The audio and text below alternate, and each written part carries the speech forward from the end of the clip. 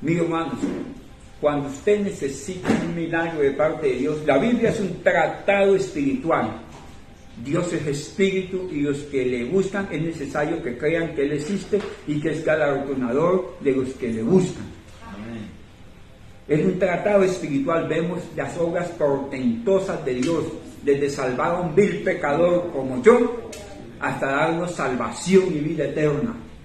Y el resto de cosas accesorias, abrir el mar rojo, hacer descender el fuego del cielo, darle vista a los ciegos, levantar paralíticos allí en la persona de Cristo, todo esto está en la palabra de Dios. Y yo he visto hombres con una necesidad terrible en la Biblia. Un tal Ezequías que había desde el cielo decreto de muerte para él y todo estaba perdido. Y dice la Biblia que Dios le añadió 15 años a su vida.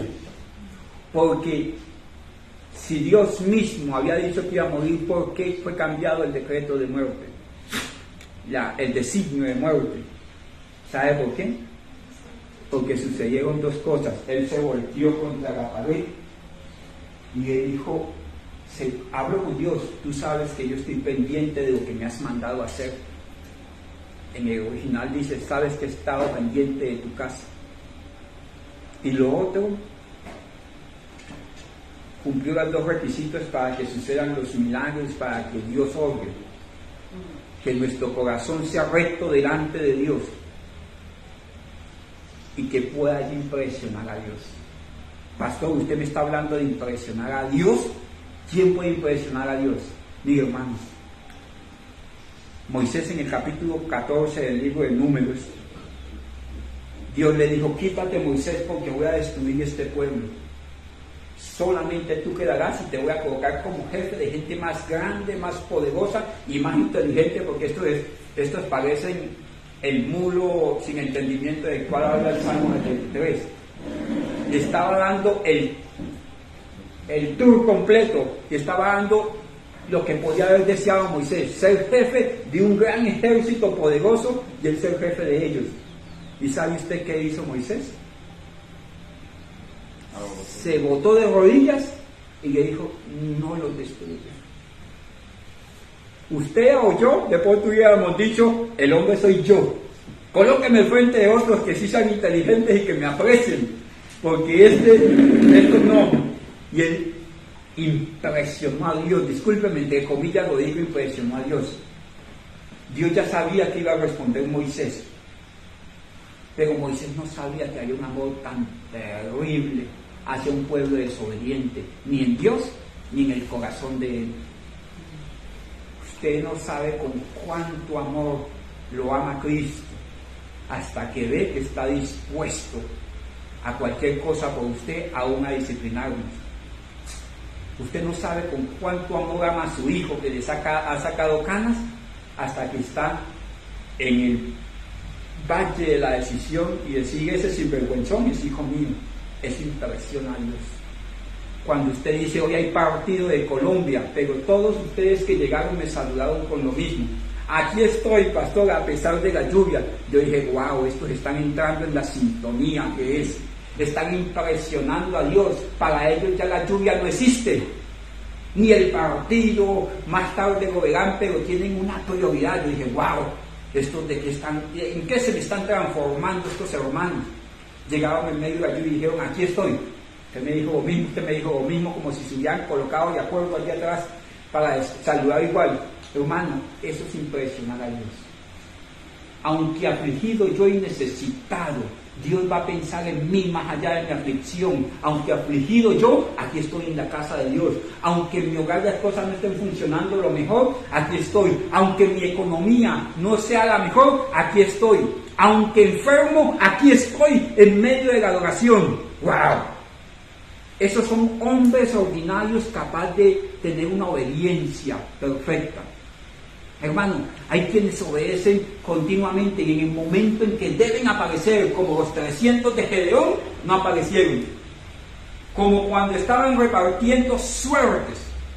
Hay gente que no aparece, pero hay gente que está dispuesta a aparecer para mover las obras de Dios. Por eso Dios le dijo, El reposo consistía en esto, que usted fuera capaz de dejar de hacer lo suyo para subir al monte de adoración. ¿Usted cree que Dios requería la adoración de un pueblo? Si tienen multitudes de ángeles que dicen santo, santo, santo al que está sentado en el trono, Él quería medir, que el hombre pudiera medir su corazón y decir, yo estoy dispuesto a dejar mi quehacer por subir al monte.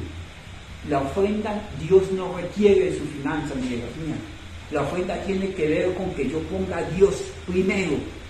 Y a veces la ofrenda es tiempo, a veces la ofrenda es arrepentimiento, a veces la ofrenda es que yo me ponga a paz con mi adversario, a veces la ofrenda es que yo diga, estoy haciendo las cosas mal, soy un niño engreído y soy capaz de crecer. Dios dice, wow, ¿qué pasó? ¿Qué pasó? ¡Está creciendo!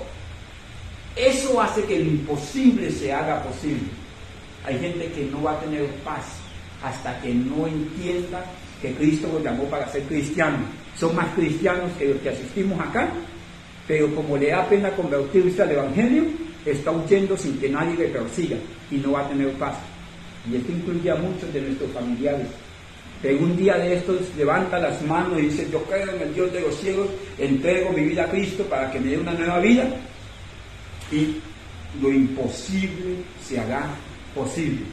Un corazón correcto y una obediencia pronta hacen que nosotros veamos los prodigios de Dios. Ustedes van a ver los prodigios de Dios. Porque no hay obediencia pronta que Dios no premie, porque Dios es galardonador de los que le buscan. Yo les bendigo, pero más que bendecirles, les honro. Dios me les bendiga. A mí también me gusta el fútbol, o sea, no me gusta, no escucho, no me desagrada. Pero el día que usted cambie la gloria de los hombres por venir a adorar a Dios, lo van a devolver de donde está al pre-kinder, porque no sabe en qué consisten las cosas. En cambio usted ahorita se va bien orado, adorando a Dios, lleno de la palabra de Dios, y va a hacer sus aflicciones. Pero un orden estableció en su vida. Primero, las cosas de Dios, y el resto, que esperen. Y ¿qué quiere decir? Que estás creciendo, no solamente en el conocimiento. ¿Se acuerda que hay que crecer en 3 dimensiones? En saber, en creer y en hacer. Estás creciendo en las 3 dimensiones. Hechos 4:8 dice allí la Biblia que Pedro, lleno del poder del Espíritu Santo, comenzó a hablarle al pueblo de Jerusalén y a los gobernantes. ¿Qué me llama la atención de este texto? Que Pedro, un hombre ordinario como usted y como yo, estaba lleno del poder del Espíritu Santo y se convirtieron en sus 2 primeras predicaciones 8,000 personas. Y el Evangelio comenzó a extenderse y los milagros de Dios a mostrarse en toda la región de Israel. Hermanos, miren, cuando él dice las Escrituras, citando a Joel 2:28, dice, él dice Pedro a ellos, esta gente no está ebria, esta gente está llena del poder del Espíritu Santo conforme la promesa de las Escrituras en Joel 2:28. Ya no era una palabra profética de 400, 600 años antes, Joel. Era una palabra que se estaba haciendo realidad. ¿Y quién le trajo a la luz a los gobernantes que esa palabra estaba cobrando vida? Un hombre lleno del Espíritu Santo. La palabra de Dios no cobra vida si el mensajero no está lleno del Espíritu Santo. La palabra de Dios no cobra vida si el que la está creyendo no está lleno del Espíritu Santo. Porque podemos tener todo el conocimiento, podemos incluso creerla, podemos incluso venir a hacer lo que hace un cristiano, pero sin el Espíritu Santo somos sepulcros blanqueados. Ya no importa qué hagamos si no tenemos la guía de haciendo las acciones correctas. El Espíritu Santo no tenemos esas sincronías. Estoy sirviendo en el lugar donde Dios no me mandó a servir. Sí, pero sirviendo en tu hogar no es para ti. Estoy cuando tengo que abrazar. La Biblia dice que al débil hay que sostenerlo y al ocioso hay que exhortarlo. Y si yo cojo al débil y lo exhorto, le doy un bibliazo. Pero si yo cojo al ocioso y lo sostengo, ¿Lo estoy echando a perder o le estoy haciendo un bien? Si hay algún ocioso en mi casa, en la iglesia, y yo estoy sosteniendo, tanto diciendo de que está haciendo las cosas bien, así esté haciendo las cosas mal, sustentándolo, con un ocioso estoy haciendo bien. No, cuando yo no ando con la sincronía del Espíritu Santo, voy a hacer las cosas al revés y en el tiempo que no corresponde. Puedo yo ser casado y estar honrando más de pronto a otra persona que a la que me mandaban honrar de primero. Yo puedo ser, usted, la mujer, mire, ustedes me aman. Yo sé, no más que me aman, me honran como pastor. Pero si usted llega aquí y me dice que su esposo, que mire, que esto, que lo otro, que aquí, yo digo, usted ya escogió ese príncipe. Y ese príncipe no solamente es su esposo, sino es su autoridad en la casa. Su primera autoridad está allí en casa y tienen que lograr conciliar. Esa es la obra del Espíritu Santo. Que usted mengue, que yo mengue y podamos realizar la obra de Dios en casa, en la iglesia, en el trabajo, en el ministerio. Pero ¿cómo lo puedo hacer? Yo tengo la teoría, es más, yo lo creo, pero mis prácticas, la forma de yo hacer las cosas salen al revés. Pero ¿cómo puedo tener esa sincronía del Espíritu Santo? Esto parece, el miércoles les enseñaba de la palabra debe ser dicha como conviene, en el tiempo, con las palabras y la intencionalidad que es. El Espíritu Santo nos lleva a hacer las cosas como conviene, en el tiempo y en el lugar que es. ¿Cómo puedo tener esa sincronía? Llenándome del Espíritu Santo. Hemos aprendido que el Espíritu Santo coloca en nosotros esa fuente que salta para la vida eterna, es el Espíritu mismo. ¿Cuándo? Cuando creímos fuimos sellados por el poder del Espíritu Santo, por el Espíritu Santo. Pero ¿por qué me siento tan seco, tan solo, tan vacío, sin propósito? Y aunque hago cosas, obras espirituales, no siento esa llenura, porque tienes la fuente y tienes la llave cerrada. Discúlpeme que sea tan gráfico. Teniendo la fuente de la vida, la fuente no está lleno, simplemente es un depósito que va a ser redimido en la eternidad. Pero yo no tengo que esperar la eternidad para sentir la plenitud del Espíritu Santo, tengo que llenarme completamente del Espíritu Santo. Y una vez me llene, por favor, Germán, alcánceme un vaso, una vez me llene va a suceder algo. Cuando yo comienzo a obedecer a Dios, a arrepentirme de lo que estoy haciendo mal, a llenarme de los planes de Dios, de los propósitos de Dios, de las promesas de Dios, esa fuente va a comenzar a llenarme a mí, que soy una vasija de su propósito. Y en esa vasija van a ser bendecidos mis hijos. En esa vasijas van a ser, hasta el vecino va a ser bendecido. Hasta la ciudad va a ser bendecida en ese propósito. Si yo me lleno de mí mismo, nadie va a ser bendecido. Pero si yo me lleno de la presencia de Dios, tengo una fuente y tengo que llenar mi forma de hablar, de pensar, de decir, llegará el tiempo en que se va a rebosar. Y aún los que están a tu alrededor van a ser beneficiados, porque ya esa llenura se va a convertir en presencia. Cuando un hijo de Dios llega a un lugar, hermano, las cosas comienzan a cambiar. ¿Por qué? Porque el bien y la misericordia de Dios lo siguen donde Él va. ¿Sí me hago entender? Uno ha tenido muchas experiencias, nosotros no somos modelo a seguir. Pero aún usted llegando a un lugar donde hay tinieblas, donde hay oscuridad, donde hay vandalismo, las cosas van a comenzar a cambiar, porque Dios le va a mostrar misericordia a usted. Pueden haber muchos almacenes, pero usted que está lleno de la presencia de Dios, hermano, aún la gente que está a su alrededor va a prosperar para poder comprarle a usted. Aún su paz, la paz que trae el Espíritu Santo, que es la paz de Cristo, que no es como la que el mundo da, va a inundar a las personas que están a su alrededor. Una atmósfera de conflicto es transformada por un hombre lleno del poder del Espíritu Santo. Personas sin propósito van a ser inspirados por un hombre lleno del poder del Espíritu Santo.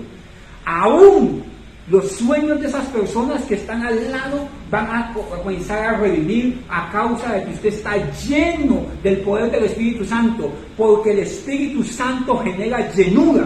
La llenura genera presencia de Dios. Donde están los hijos de Dios hay libertad, porque tienen el Espíritu de Dios, y donde está su Espíritu hay libertad.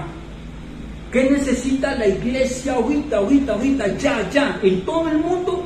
Volver a los principios de ser llenos del Espíritu Santo. Y que una iglesia llena del Espíritu Santo puede tener la presencia de Dios. Hebreos 1:3 dice que Cristo es la imagen del resplandor de la gloria de Dios. En el templo de Salomón se llenaba de la gloria de Dios, y Cristo es el resplandor de su gloria. O sea que el templo de Salomón se llenaba de la presencia de Cristo, presencia que salva, que restaura, que llena. ¿Sabe qué necesitan los que están alrededor suyo? Conocer a Cristo, para que a través del arrepentimiento de sus pecados y aceptar a Cristo, la salvación y la vida eterna, venga sobre ellos salvación y vida eterna. Una nueva vida. ¿Qué necesita esta nación? No necesita estar entretenida, no se necesita cambiar las leyes, la constitución, mentiras. Necesita cambiar el corazón. ¿Cómo se cambia el corazón? Que acepten a Cristo como único y suficiente Salvador. Acercarse a Cristo. ¿Por qué no lo pueden aceptar? Porque nosotros no somos unos mensajeros que estemos llenos de la presencia de Dios. Pastor, pero si yo canto, pero si yo oro, si yo me congrego. Sí, pero necesitamos llenarnos de su presencia. Si no estamos llenos de presencia, las cosas no comienzan a darse. Podemos predicar hasta el cansancio, pero necesitamos que sea un mensaje transformador. Nosotros no podemos transformar a nadie, pero el poder del Espíritu Santo cambia lo que hemos hecho mal. Nuestro destino, nuestro ayer es cambiado. Esto ya lo vimos en el libro de Ruth. Nuestro ayer es cambiado. Cambia mi presente, al cual he llegado con mucha torpeza, y me da un destino en el futuro. El poder del Espíritu Santo es lo que necesita tu vida, lo que necesita la iglesia. Necesitamos ser llenos del poder del Espíritu Santo. Porque mire, hermanos, el Evangelio es poder de Dios para salvación. Puede hacer salvos a hombres, y con el Evangelio vienen señales. La primera señal es que a un vil pecador como yo, como usted, lo cambia, lo transforma, lo renueva. Y el Espíritu Santo da poder y da autoridad. Cristo, como le dijo a los discípulos, vayan y prediquen el Evangelio, ¿cierto? Y les doy potestad. ¿Se acuerdan de qué? Y no habrá quien les haga daño. Bueno, ese poder y autoridad está en la iglesia, pero lo peor que nos puede pasar es que recibiendo poder y autoridad nos quedemos ahí, porque el poder y la autoridad son para un momento dado. Yo fui transformado en un momento dado, ahora necesito aprender a guardar todas las cosas. ¿Ustedes creen que el poder que levantó a Lázaro lo sostuvo en vida todo el tiempo, o Lázaro murió? Fue el poder para el momento de resurrección. El poder y la autoridad nos pueden fascinar. Hay hombres que Dios está utilizando muchísimo. Hay personas con unos talentos terribles para adorar y están cantándole al mundo porque tienen la capacidad, el poder, la autoridad, la habilitación. Hay predicadores formidables y se extraviaron y ahora son coach. No quiero decir que ser coach sea malo, pero no es lo primero. Lo primero es que él le sirva a Dios. Hay gente que tiene una capacidad de hacer las riquezas y esas riquezas le han servido para meterse en problemas, y esas riquezas eran para levantar la obra de Dios, pero se extravió del camino. El poder y la autoridad en manos de una persona que no tenga la llenura completa del Espíritu Santo va a ser un instrumento de deshonra tarde que temprano. El poder y la autoridad, hermanos, tienen que tender a llevarnos a tener la llenura del Espíritu Santo y la presencia de Dios en nosotros.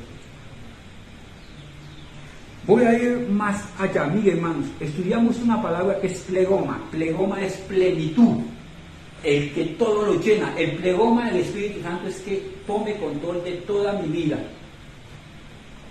Hermanos, yo a ustedes los he visto cambiados a todos. Si usted, que es el papá, se alinea, que sus hijos se pongan el cinturón de seguridad. ¿Oyó? porque Dios los alivia. Si yo le sirvo a Dios, mi economía comienza a cambiar. Mis hermanos, si yo me alineo, todos los vacíos de mi vida van a comenzar a ser llenos. El problema es que yo quiero llenar el corazón de mi esposo, de mi esposa, de mis hijos, del patrón, con la palabra de Dios para que él sea cambiado. Y lleno por acá, y es como echarle agua a una vasija rota. Va saliendo por acá, puras emociones.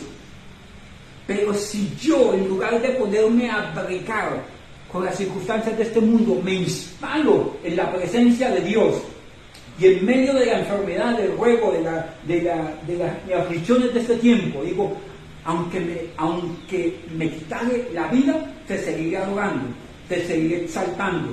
Si me das la vida, te adoraré. Si me das la muerte, te adoraré. Las cosas alrededor, por la llenura, por la inercia de la llenura, van a comenzar a cambiar. A veces me dedico con mi agujita a remendar mi vida. Y mi hermano, discúlpeme que voy a decir esto, el que remienda no estrena. ¿A qué me refiero?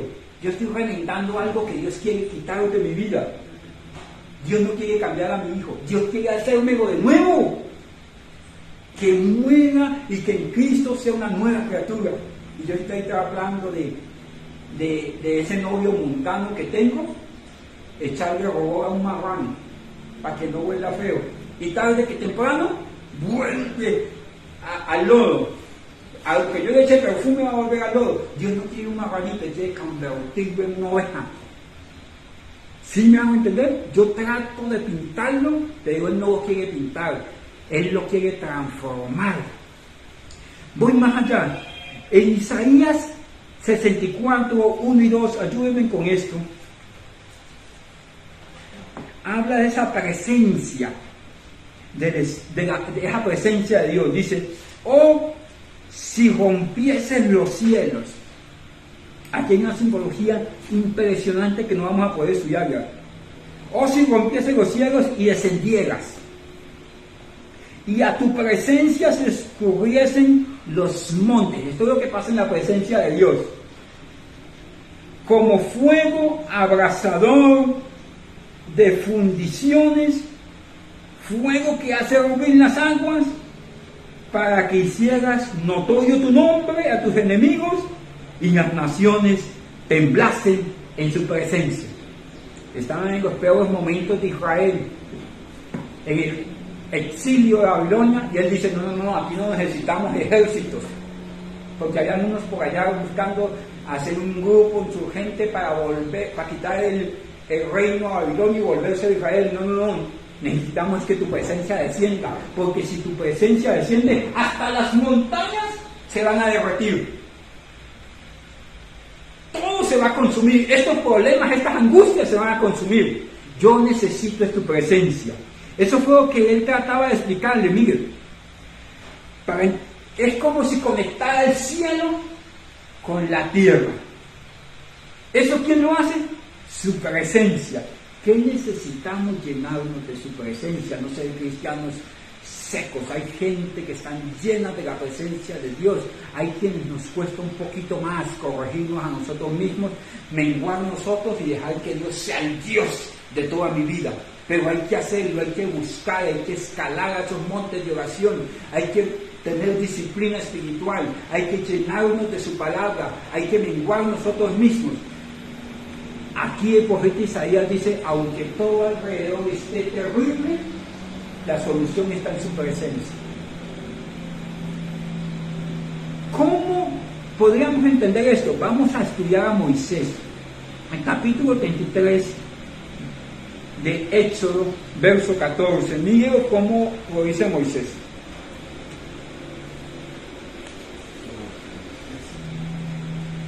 Éxodo 14, no, Éxodo 23, 14, discúlpeme.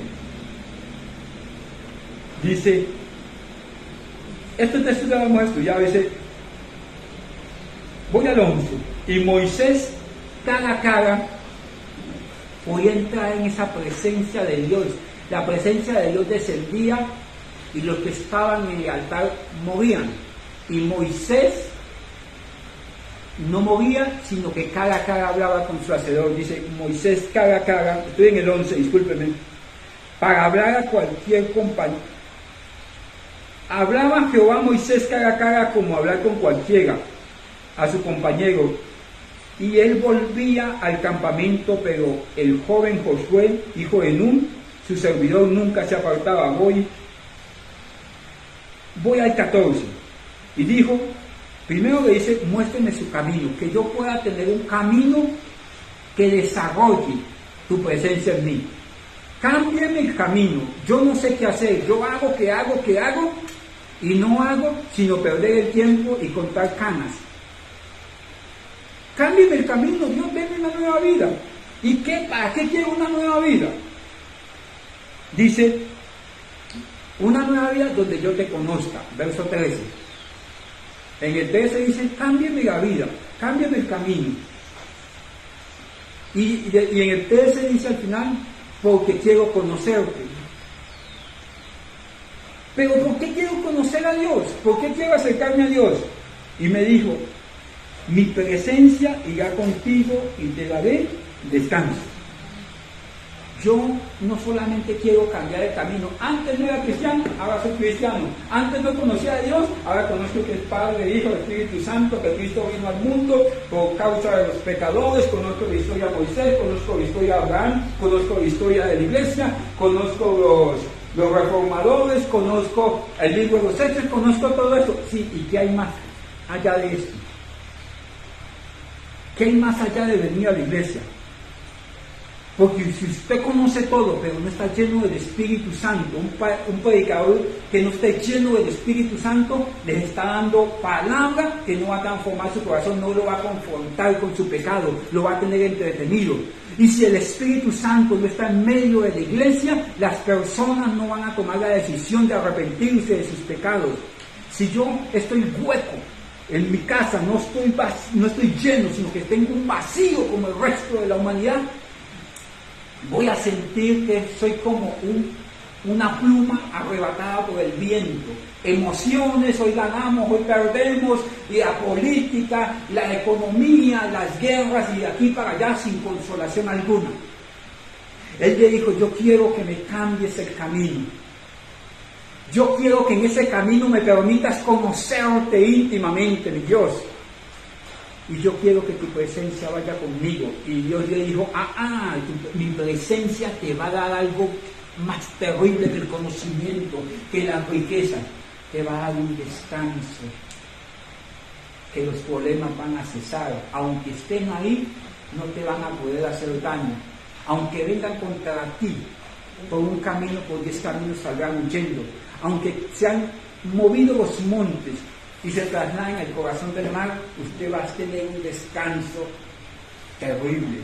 Aunque el médico diga que cualquier cosa puede pasar, usted va a tener un descanso terrible.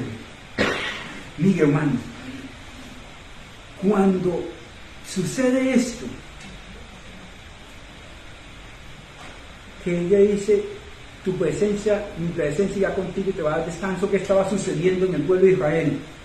En el capítulo, estamos leyendo el capítulo 33, 14, en el capítulo 32 completo, en el capítulo 33, y al iniciar el capítulo 33, en el 1 al 3, es donde Dios le dice a Moisés que va a destruir el pueblo, así como en Números 14 que dice, voy a destruir este pueblo que tú sacaste de Egipto, lo voy a destruir. Y Moisés se dio cuenta que su amor por estos desobedientes era tan terrible que dijo, si quiere destruyen a mí. Se postró, dijo, no lo hagas. Moisés se dio cuenta que era un hombre vulnerable ante las circunstancias de este mundo, que tenía ahí a sus hijos, a muchas personas ahí, pero que también había un amor, un dolor por las circunstancias de este pueblo, porque nuestros pecados no afectan a Dios, nos afectan a nosotros. Y Moisés en el capítulo 32 experimentó que ser repudiado, rechazado, perder el tiempo con un pueblo que no quería avanzar. hicieron el becerro de oro, se rebelaron contra Moisés, estaban sin rumbo, vivían en el desierto, se habían acostumbrado a sus desiertos.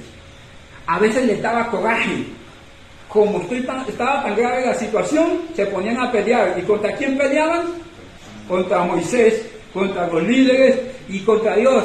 Señor, denos comida, tú que eres el Todopoderoso, ¿por qué no nos manda un poquito de carne? Peleaban contra todo el mundo. ¿Usted con quién pelea? Ya en la iglesia no viene a pelear con el pastor. Yo soy el tercer o cuarto anillo de seguridad. Después de que pelea con su mujer, con sus hijos, con el patrón, con sus hermanos, con el abuelito, ya uno es el último. Estaban en sus corajes porque es una impotencia por las aflicciones de la vida que comienzo a pelear porque mi papá no me ha adelantado la pensión, la herencia, o porque mi hermano come más, porque uno cuando tiene un hermano, si a él le echan la pechuga y a mí me echan la ala, hace sindicato en la casa, ¿cierto? O solamente a mí me pasaba. Uno hace sindicato y se llena de coraje. Es que mi esposo no me entiende, no quiere que yo me supere, ¿cierto? Es que mi hermano no me ayuda para que hacer la maestría, ¿cierto? Y se llena de coraje.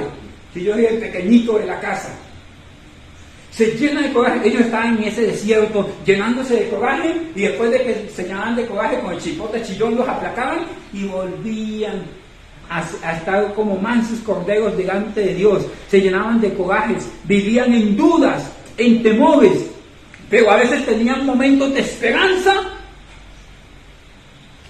Tenían momentos de esperanzas y de anhelo. Yo quiero ir a la tierra prometida, yo voy a ser un gran doctor, yo voy a servirle a Dios. Y después se llenaba de coraje porque las cosas no le estaban dando. Después se sentían morando en el desierto. Después estaban peleando y vivían en un terrible desorden, caos, problemas y angustias.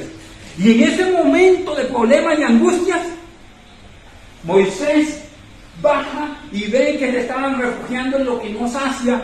Porque mire, hermanos, hay gente que para lidiar con la tristeza dice: no voy a ver una serie de Netflix. Es posible que en 40 capítulos no se me pase.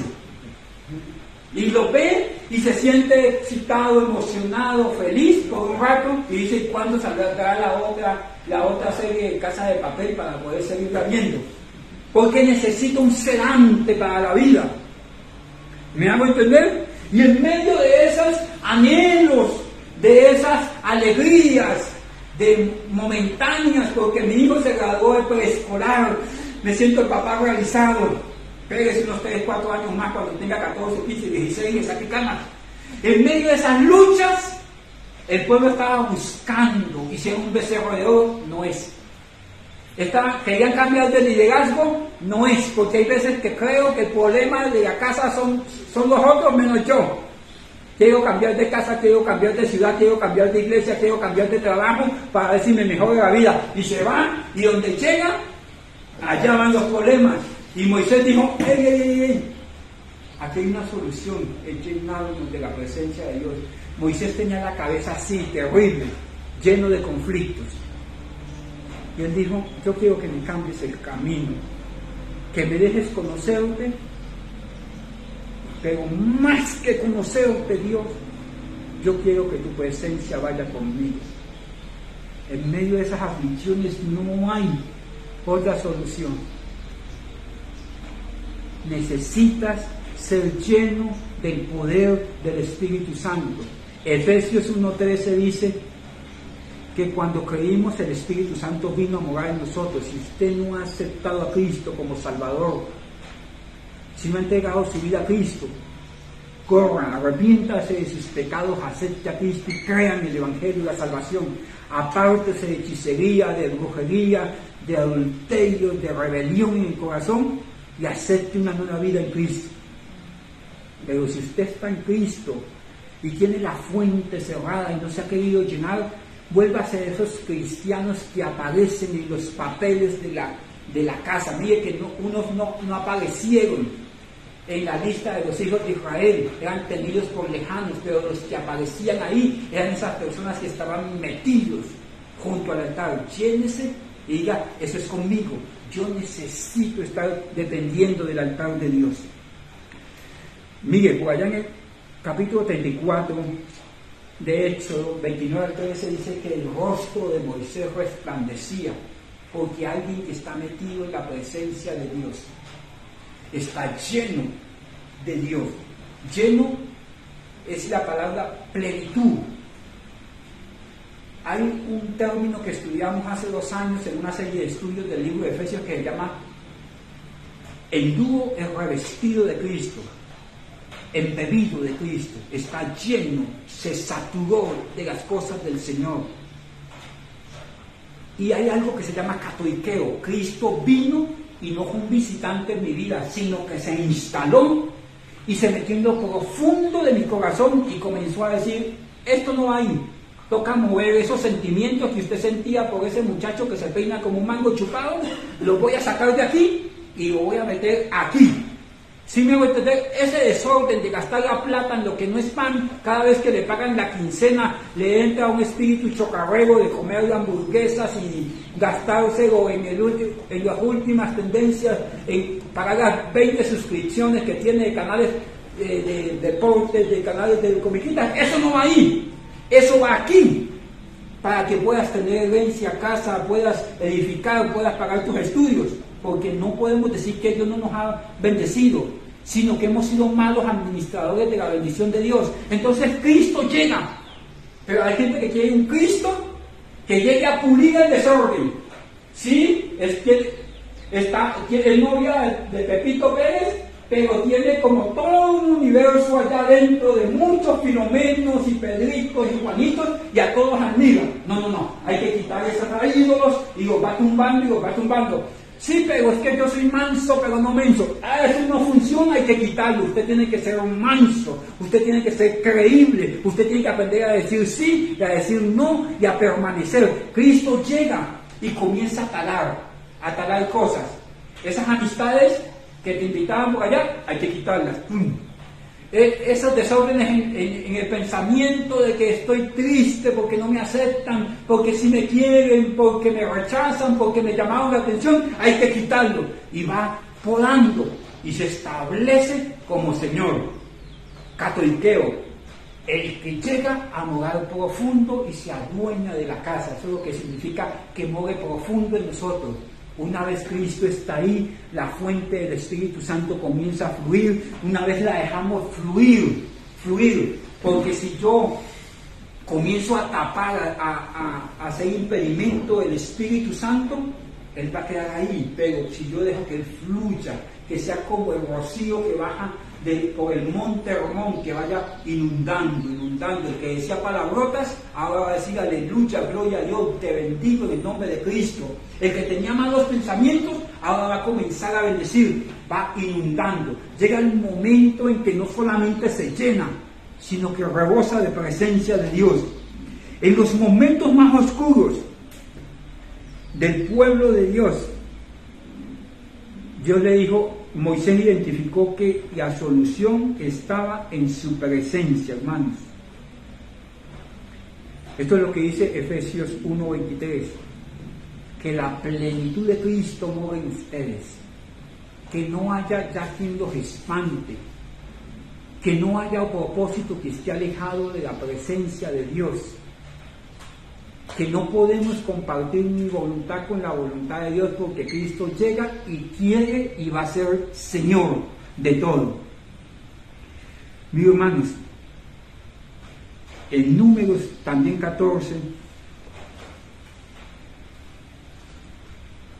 27 y 30, Dios le dice a Moisés, quítate, porque voy a destruir este pueblo. Por allá 14, en el 14 al inicio dice, Él se doblega y dice, yo tengo necesidades en medio de mis dolores, mi necesidad es pasar el dolor, pero no me quites la causa del dolor que es este pueblo. Yo prefiero humillarme en tu presencia. Dios comienza a ajustar todo a su alrededor, porque cuando está la presencia de Dios, todo puede cambiar. Absolutamente todas las fichas de nuestro alrededor comienzan a cambiar. Cuando las cosas comenzaron a cambiar, Dios le dice, voy a mantener el pueblo, pero por cuanto no desearon la solución en la presencia, no entrarán en la tierra prometida. Ahí, 14, 27, ¿hasta cuándo oiré esta depravada multitud murmurar contra mí? Las querellas de los hijos de Israel que de mí se quejan. Están quejándose de Dios. Y no solamente quejándose de Dios, quejándose de Moisés. Porque uno, para buscar culpables, anótenlo ahí a todos estamos apuntados ahí. Y miren lo que sigue diciendo en el 28. Diles, yo vivo yo. ¿Qué quiere decir? Ustedes un día van a pasar, pero por cierto, de que en la eternidad esto se va a mantener. Que según han hablado a mis oídos, así hablé con ustedes. 29. En este desierto van a caer. Se acostumbraron al desierto, a la lucha, al coraje, a la esperanza, a los anhelos. Hermano, ¿usted qué anhela? Ay, yo anhelo casarme de blanco y así, yo tener un negocio gigante, yo ser como Elon Musk, y unos anhelos y unas esperanzas. Y viven en esos anhelos, y Dios es malo porque los anhelos de su corazón no se cumplen. Hermano, mire, la presencia de Dios no nos lleva a vivir de anhelos y esperanzas, sino de propósitos certeros. Dice, en el desierto caerán, en esos conflictos interminables. ¿Y qué va a caer? ¿Qué va a caer? ¿El alma, el espíritu o el cuerpo? El cuerpo, o sea, se van a volver viejitos peleando contra la voluntad de Dios. Dice, todo el número de los que fueron contados entre vosotros de 20 años arriba, los cuales han murmurado contra mí. ¿Cuántos años llevaban en el desierto? Estaban a mitad. O sea que todos los que nacieron al otro día de salir de Egipto iban a caer. ¿Por qué? Porque se acostumbraron a un pueblo sin presencia, solamente con un plan a seguir, pero sin presencia. Mire, yo puedo tener las competencias, puedo tener los talentos, pero si no tengo la presencia de Dios, nada soy. Dice, los cuales murmuraron contra mí. Ayúdenme con el último versículo. Vosotros a la verdad, ustedes no van a entrar. Es la generación del desierto.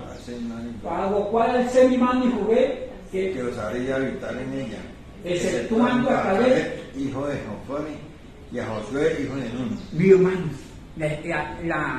la generación que cayó en el desierto fue una generación que conocía a Dios, que vio el poder de Dios, que vio la autoridad de Dios, vio el hacer de Dios, pero una generación que no quiso doblegar su servicio ante el Señor.